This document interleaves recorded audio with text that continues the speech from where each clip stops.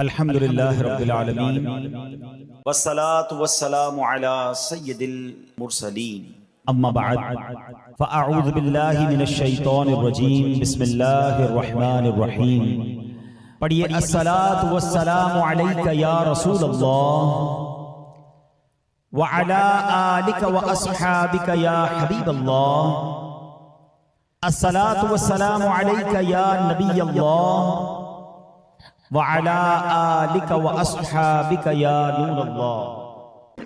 درود پاک کے بے شمار فضائل و برکات ہیں۔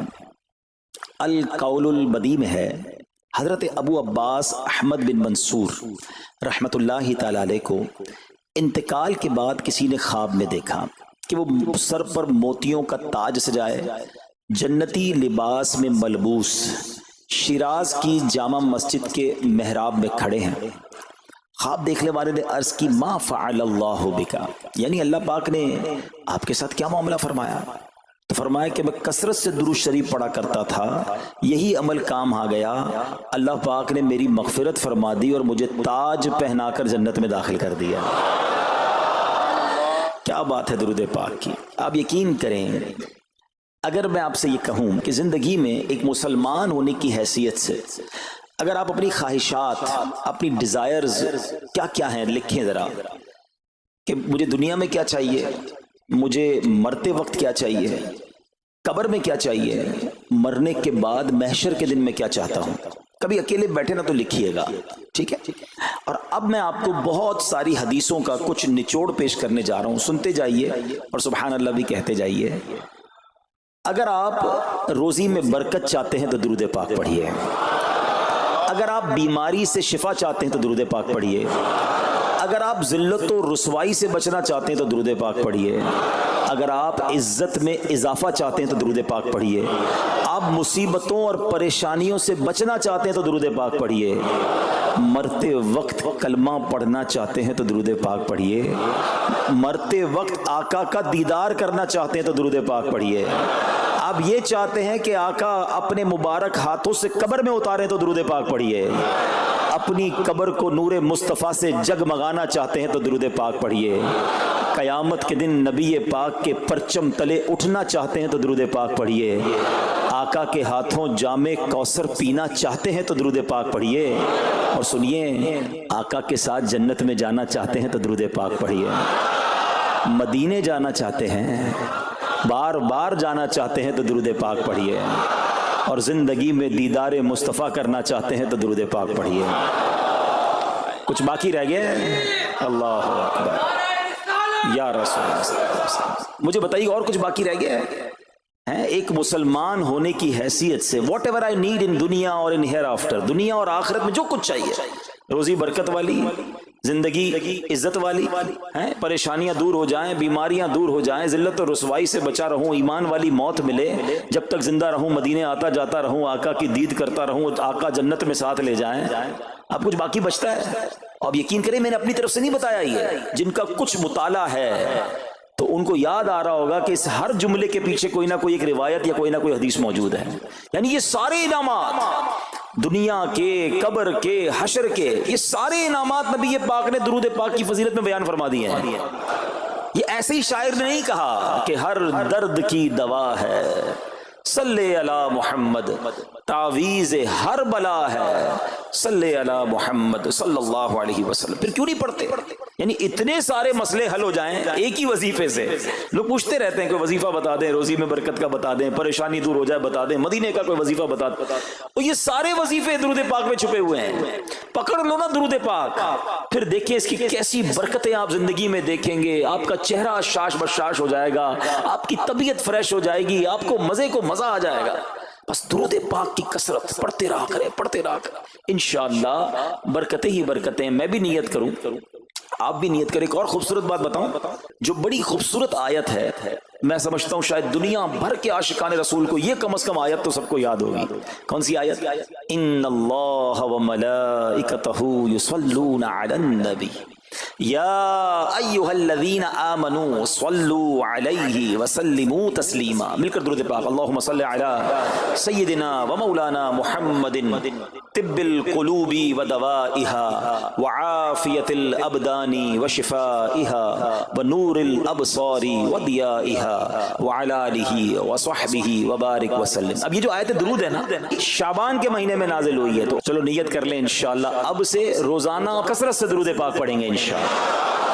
آئیے مل کر محبت کے ساتھ ایک بار پھر درود پاک صلو علی الحبیب صلی اللہ تعالی علی محمد صلی اللہ علیہ وسلم. مشہور صحابی حضرت ابو ہریرہ رضی اللہ تعالیٰ عنہ فرماتے ہیں کہ ایک مرتبہ میں رسول اکرم نور مجسم صلی اللہ تعالی علیہ وآلہ وسلم کی اقتداء میں نماز عشاء پڑھ کر واپس جا رہا تھا. میں نے دیکھا کہ ایک عورت اپنے آپ کو پوری طرح ڈھانپ کر سڑک کے ایک کنارے پر کھڑی ہے اور اس نے مجھے پکارا کہ اے ابو ہریرہ ذرا میری بات سنو. آپ کہتے ہیں میں قریب گیا، میں خلاصہ عرض کر رہا ہوں. تو اس عورت نے کہا کہ مجھ سے بہت بڑا گناہ ہو گیا ہے، کیا میری توبہ قبول ہوگی؟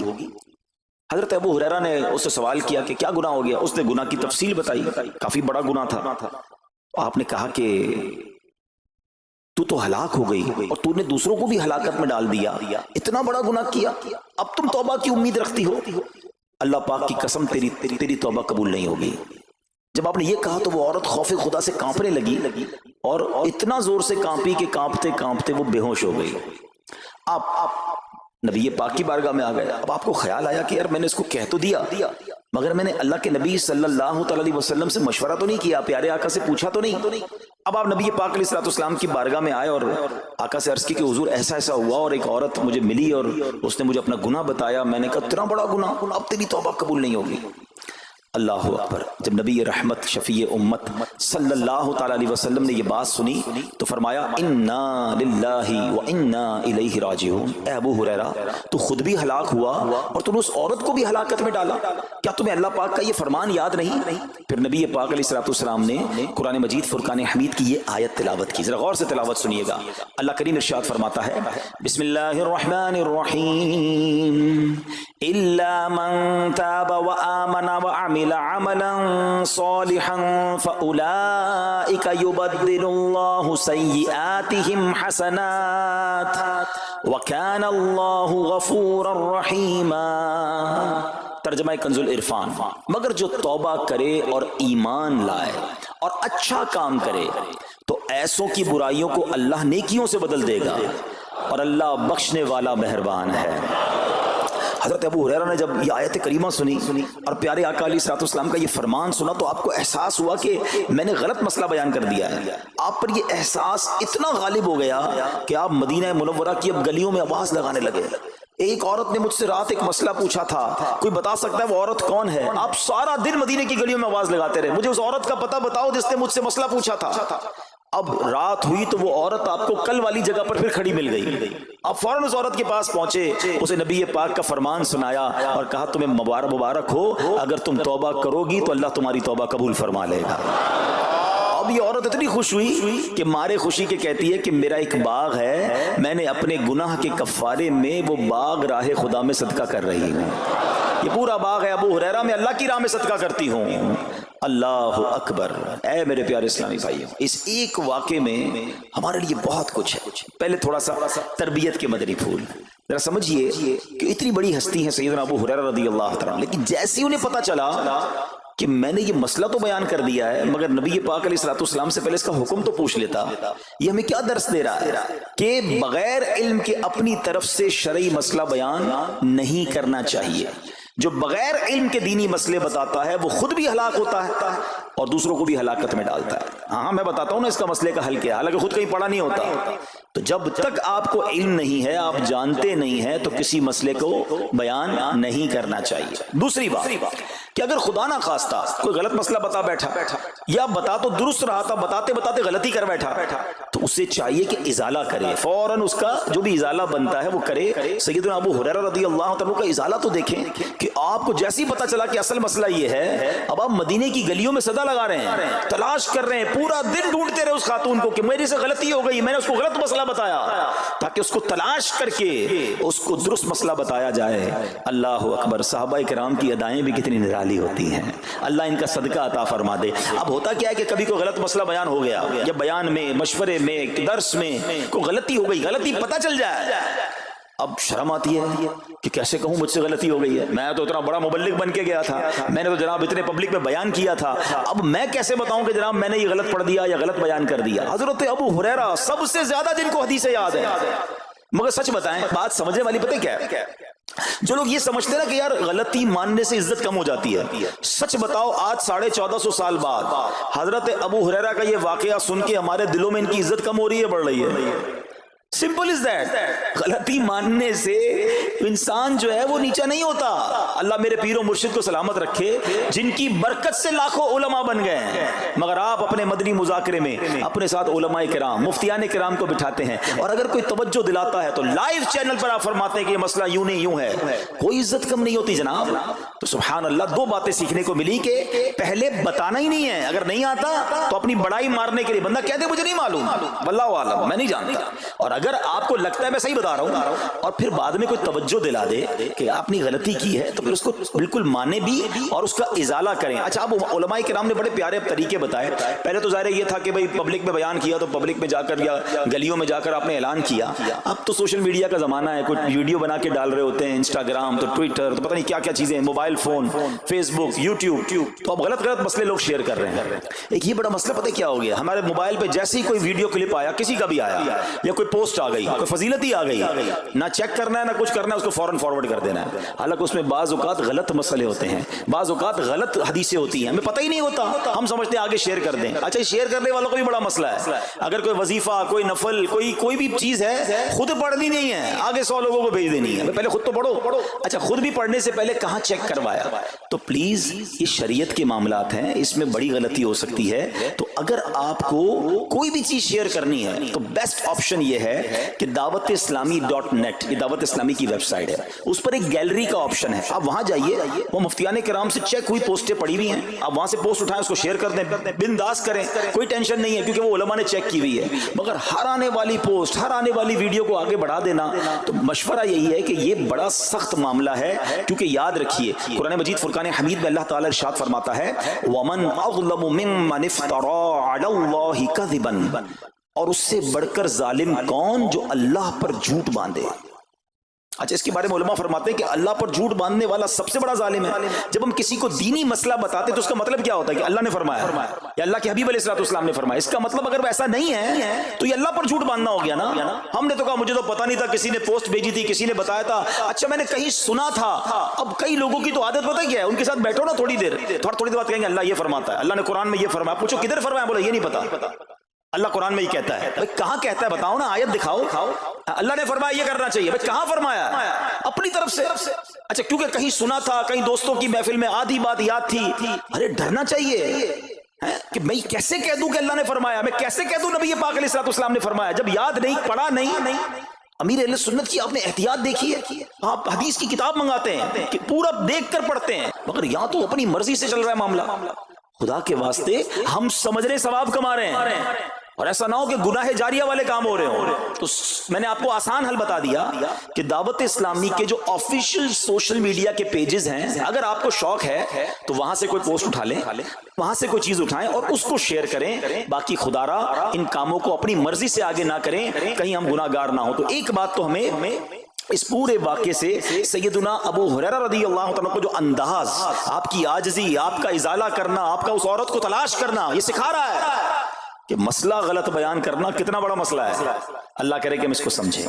اب دوسری خوبصورت بات، آئے ہائے، عورت کا گناہ ہے، بڑا گناہ ہے، مگر نبی پاک نے جو آیت بیان فرما دی اور جو اس تک پیغام پہنچایا کہ توبہ کر لو، میرا رب توبہ قبول فرما لے گا۔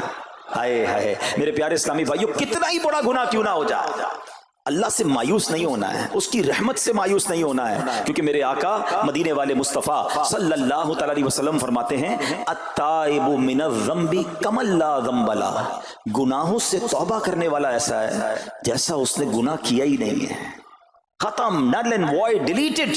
یہ اتنی بڑی اللہ کی رحمت ہے کہ بس سچی توبہ ہو جائے نا، اللہ اس کو سارے اس کے گناہ معاف فرما دیتا ہے۔ حضرت عبداللہ ابن عبید رحمت اللہ تعالی سے روایت ہے، فرماتے ہیں کہ اللہ پاک کے نبی اور ہم سب انسانوں کے والد محترم حضرت آدم علیہ السلام نے اللہ پاک کی بارگاہ میں عرض کی، اے رب عز و جل، تو نے شیطان کو میرا دشمن بنایا ہے، لیکن میری اولاد اس کا مقابلہ کرنے کی طاقت نہیں رکھتی، تو اللہ پاک نے فرمایا اے آدم آپ کی اولاد میں قیامت تک جو بھی انسان پیدا ہوگا میں اس کے ساتھ ایک محافظ فرشتہ مقرر فرما دوں گا جو انسان کے لیے شیطان کی جو چال ہے اس سے اس کی حفاظت کرے گا۔ حضرت آدم علیہ السلام نے عرض کی مولا مزید کرم فرما۔ اللہ پاک نے فرمایا اے آدم آپ کی اولاد کو ایک نیکی کا اجر 10 گنا ملے گا، نیکی ایک کریں گے اجر ملٹیپلائی بائی 10 ہو جائے گا، اور پھر اللہ نے فرمایا اس پہ مزید بڑھاؤں گا، جبکہ گناہ کوئی ایک کرے گا تو اس کے نامہ عمل میں ایک ہی گناہ لکھا جائے گا۔ اللہ کی شان دیکھو، ایک نیکی اجر 10 گنا، گناہ ایک لکھا بھی ایک جائے گا۔ حضرت آدم علیہ السلام نے عرض کی مولا اور کرم کر دے، دیکھو شروع سے ہم پر مہربانیاں ہیں۔ حضرت آدم علیہ السلام بھی اپنی اولاد کے لیے اللہ کی بارگاہ میں عرض کر رہے ہیں۔ اللہ پاک نے فرمایا اے آدم جب تک روح انسان کے بدن میں رہے گی میں اس کی توبہ قبول کرتا رہوں گا۔ جب تک زندہ ہے نا، جب تک توبہ کر لے اس کی توبہ قبول ہو جائے گی۔ اللہ اکبر، کتنا کریم ہمارا مولا ہے، ہمارا پروردگار کیسا رحیم ہے۔ جب بھی گناہ ہو جائیں فوراً اللہ کی بارگاہ میں حاضر ہو جایا کرو، اپنی غلطی کا اقرار کر کے شرمندہ ہو جایا کریں، انشاءاللہ کریم توبہ قبول ہوگی اور گناہوں کی میل سے دامن صاف ہو جائے گا۔ ارے توبہ جب ہو جائے نا اور بندہ سچی توبہ کر لے، دیکھو اللہ کیسا کریم ہے، کیسا کرم کرتا ہے۔ ایک بزرگ کے بارے میں آتا ہے حبیب عجمی رحمت اللہ تعالی علیہ، ان کا نام تھا، ابھی بہت بڑے آپ اللہ کے ولی گزرے ہیں، بصرہ کے رہنے والے تھے، مگر توبہ سے پہلے آپ کی زندگی بڑی عجیب تھی۔ آپ بڑے امیر آدمی تھے، لوگوں کو قرضہ دیا کرتے تھے مگر سود پر قرضہ دیا کرتے تھے، سود لیا کرتے تھے۔ حال ایسا تھا کہ جب کسی سے سود لینے جاتے تھے یا قرضہ لینے جاتے تھے، وہ پیسہ نہ دیتا، لیٹ ہو جاتا تو اس سے جرمانہ وصول کر لیا کرتے تھے۔ ایک مرتبہ ایک مقروض کے دروازے پر گئے، وہ مقروض تو گھر پہ نہیں تھا، اس کی بیوی تھی، تو کہا میرا شوہر تو آج گھر پر نہیں ہے، نہ ہی میرے پاس رقم ہے کہ آپ کو دوں۔ آپ نے کہا مجھے تو چاہیے، کچھ نہ کچھ تو جرمانہ دینا ہوگا۔ تو اس نے کہا ہم نے ایک بکری ذبح کی ہے، گوشت تو سارا بانٹ دیا، کھا لیا، اس کا سر موجود ہے، آپ نے کہا یہی دے دو۔ سود میں پیسے نہیں ملے تو بکری کا سر لے آیا۔ اچھا اب جب بکری کا سر لے کر آئے تو اپنی زوجہ کو کہا کہ پکاؤ اس کو، تو زوجہ بولی گھر میں نہ لکڑیاں ہیں نہ دوسرا راشن ہے۔ چنانچہ اب لکڑیاں اور دوسرا راشن وغیرہ بھی دیگر مقروضوں کے گھر گئے اور وہاں سے سود میں کسی سے لکڑیاں پکڑ لی، کسی سے دوسرا راشن مسالہ وغیرہ چیزیں پکڑ لی، وہ بھی لے آئے، کہا لو پکاؤ۔ اب زوجہ نے ہانڈی بنائی، ابھی کھانا تیار ہو رہا تھا کہ اتنے میں ایک بھکاری آ گیا۔ حضرت حبیب عجمی نے اس وقت تو توبہ نہیں کی تھی، اس بھکاری کو بھی باتیں سنا کر نکال دیا، گھر سے نکال دیا۔ اب کھانا تیار ہو گیا، کھانے کے لیے بیٹھے، مگر جیسے ہی زوجہ نے ہانڈی کا ڈھکن اٹھایا نا تو وہ سالن جو تھا بکری کے سر کی بجائے پورا سالن خون سے بھرا ہوا تھا۔ زوجہ نے پکار کر کہا کہ دیکھو تمہارے اعمال کا نتیجہ، تمہاری کنجوسی کا نتیجہ، پوری ہانڈی خون سے بھری ہوئی ہے، سود کا مال تھا نا۔ اب ہانڈی کا یوں خون میں بدل جانا آپ کے دل پر بڑی تنبیہ ہوئی، بڑا اثر ہوا کہ یہ میں کیا کر رہا ہوں، میں کون سی روزی کما رہا ہوں۔ اللہ سے جنگ ہے نا سود کا کام کرنے والا، وہ تمام لوگ سوچیں جو سود کا کام کرتے ہیں۔ اب جب آپ کے دل پہ چوٹ لگی تو آپ نے اب توبہ کرنے کا ارادہ کیا کہ بہت ہو گیا، اللہ کو بڑا ناراض کر لیا۔ تو آپ حضرت حبیب عجمی اب باہر نکلے کہ حضرت امام حسن بصری کی بارگاہ میں جاتے ہیں اور وہاں جا کر توبہ کرتے ہیں۔ مگر جیسے ہی آپ باہر نکلے نا تو کچھ بچے کھیل رہے تھے، کھیلتے ہوئے بچے نے آواز لگائی جلدی سائڈ پہ ہو جاؤ، دور ہو جاؤ، حبیب عجمی سود خور آ رہا ہے، کہیں ایسا نہ ہو کہ اس کے قدموں کی دھول ہم پر پڑے اور ہم بھی بدبخت ہو جائے۔ پھر دل پر چوٹ لگی کہ یار بچہ مجھ سے نفرت کرتا ہے، ایسا کام کرتا ہوں میں، اللہ بھی ناراض، اللہ کے بندے بھی ناراض، اور دل پر چوٹ لگی۔ حضرت حسن بصری رحمت اللہ تعالی کی خدمت میں گئے، بڑی سچی توبہ کی، اللہ کو راضی کرنے کے لیے پکی نیت کی، ابھی توبہ کی ہے، کوئی بڑی نیکیاں نہیں کر لی، واپس آ رہے ہیں۔ جیسے ہی واپس آ رہے ہیں تو دیکھا کہ وہی بچے کھیل رہے ہیں۔ اب ان بچوں میں کسی نے آپ کو دیکھا تو کہا کہ اب حبیب توبہ کر کے آ رہے ہیں، دور ہو جاؤ، کہیں ہمارے قدموں کی دھول ان پر نہ پڑ جائے تو ہم گناہ گار نہ ہو جائے۔ تھوڑی دیر پہلے یہ بچے کہہ رہے ہیں کہ دور ہو جاؤ، ان کی دھول پڑ گئی تو ہم بدبخت ہو جائیں گے، سود خور جا رہا، ارے ابھی توبہ کی ہے۔ اور اللہ نے اپنے بندوں اور مخلوق کے دل میں کیسی محبت ڈال دی کہ بچے کہہ رہے ہیں دور ہو جاؤ، ہمارے قدموں کی دھول حضرت حبیب پر نہ پڑ جائے، ہم گناہ گار نہ ہو جائیں۔ اب جناب بڑا دل پہ اور اثر ہوا کہ مالک تیری قدرت، ابھی تو توبہ کی ہے اور میری نیک نامی کا اعلان تو نے اپنی مخلوق سے کروا دیا، سب کے حقوق ادا کیے، سودی لین دین تھا سب ختم کیا، اللہ پاک کی عبادت میں مصروف ہو گئے، اللہ نے ولایت کا سرتاج بنا دیا۔ اپنا ولی بنا دیا. اے میرے پیارے اسلامی بھائیوں یہ ہے توبہ. اللہ اکبر. اے میرے پیارے اسلامی بھائیوں پتہ یہ چلا کہ عزت دوبارہ مل جاتی ہے. شرط صرف ایک ہے کہ آدمی صحیح راستہ اختیار کر لے. اولیاء کرام کی سیرت پڑھ کر دیکھیں, ہزاروں اولیاء کرام ایسے ہیں جو توبہ سے پہلے گناہوں میں مشغول تھے, معاشرے میں انہیں بری نگاہ سے دیکھا جاتا تھا, لوگ ان سے نفرت کیا کرتے تھے, مگر جب اللہ کی طرف آ گئے تو کیا کمال ہوا کہ اب جناب لوگوں کے دلوں میں تو دلوں میں, جانوروں کے دلوں میں بھی اللہ نے اپنی مخلوق کے دلوں میں ان کی عزت ڈال دی. کیونکہ عزت کس کے پاس ہے؟ رب کے پاس ہے. دلوں کا اختیار کس کے پاس ہے؟ وہ رب کے پاس ہے. آسمان ولایت کا ایک اور چمکتا ستارہ حضرت فضیل بن عیاض رحمت اللہ تعالی علیہ توبہ سے پہلے ڈاکو تھے. جی ہاں, آپ کتنا بڑا نام ہے ولیوں میں, مگر آپ ایک ڈاکو تھے. اور یہ کوئی کہانی نہیں, واقعی حقیقت ہے کہ رات کو جب بچہ سوتا نہیں تھا تو مائیں کہا کرتی تھیں بیٹا سو جاؤ ورنہ فضیل ڈاکو آ جائے گا. جس راستے پر آپ ہوتے تھے لوگ ڈر کے مارے اس راستے سے نہیں گزرتے تھے, مگر جب آپ نے توبہ کی, جن کا مال لوٹا تھا واپس کیا اور سارے حقوق ادا کیے, نیک کاموں میں مصروف ہو گئے, اللہ کی عبادت میں لگ گئے. حضرت فضیل بن عیاض نے وہ وقت بھی دیکھا کہ وقت کا بادشاہ کے دروازے پر کھڑا تھا اور انتہائی عاجزی سے عرض کر رہا ہے کہ حضور ملاقات کا وقت عطا فرما دیجئے.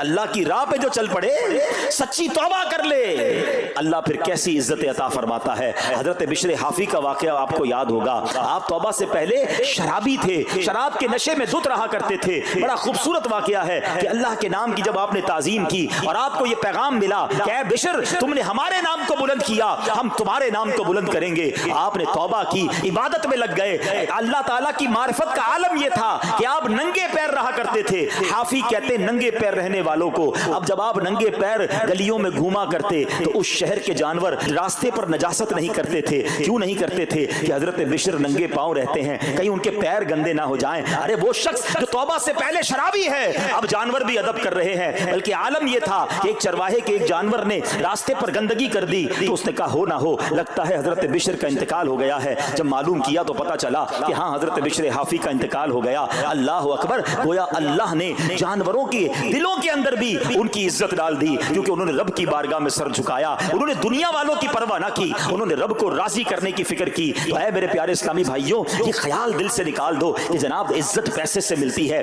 عزت شہرت سے ملتی ہے. جناب سوٹ بوٹ ہو, ذرا اچھے کپڑے پہنوں, اچھی جناب لگژری گاڑی سے اتروں گا تب عزت ملے گی. ارے جناب مہنگا موبائل ہاتھ میں ہوگا تب عزت ملے گی. عالی شان کوٹھیوں میں رہوں گا تب عزت ملے گی. یہ بھول ہے تمہاری. آؤ قرآن کیا کہتا ہے, عزت کہاں سے ملے گی, عزت کس کو ملتی ہے؟ اللہ قرآن میں فرماتا ہے من کان یرید العزت فللہ العزت جمیعا. اللہ کہتا ہے, قرآن فرماتا ہے جو عزت کا طلبگار ہو تو ساری عزت اللہ ہی کے پاس ہے, ساری عزت اللہ کے پاس ہے.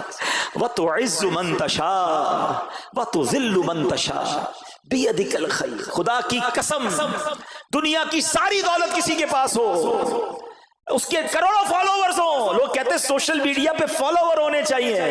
آج کل تو کسی کا مرتبہ چیک کیسے ہوتا ہے, چیک تو کرو اس کے پیج پر اس کو چاہنے والے کتنے ہیں. لوگ بتاتے ہیں میرے اتنے ملین فالوورز ہیں, اتنے لاکھ مجھے دیکھنے والے ہیں. میں ان سب سے پوچھتا ہوں جن کے کروڑوں فالوورز ہیں, تمہارے فالوورز تمہیں دیکھنے والے گناہ کی وجہ سے ہیں یا نیکی کی وجہ سے ہیں؟ کبھی سوچا کہ 1 کروڑ لوگ تمہیں دیکھتے ہیں مگر تمہارا ناچ گانا دیکھتے ہیں, تمہاری بے حیائی دیکھتے ہیں, اور وہ جب بھی دیکھتے ہیں سارا گناہ تمہیں بھی ملتا. یہ کیوں نہیں سوچتے کہ یہ فالوورشپ کیا کرنی ہے؟ یار میرے اتنے فالوور, میرے اتنے چاہنے والے, میرے پاس اتنا پیسہ, ساری دنیا تمہیں چاہے اور رب نہ چاہے نا, سب برباد ہو جائے گا. ہاں جب رب نے چاہنا ہے ذلیل و خوار ہو جاتا ہے انسان, اور رب نے جس کے مقدر میں عزت لکھی ہے نا اسے ایسا عروج عطا فرماتا ہے. بتاؤ نا کون سا یوٹیوب, کون سا فیس بک تھا خواجہ غریب نواز کے زمانے میں؟ لوگ کہتے اتنے ملین فالوور. میں بتاتا ہوں دنیا کا کون سا مسلمان ہے جو میرے خواجہ غریب نواز کو فالو نہیں کرتا.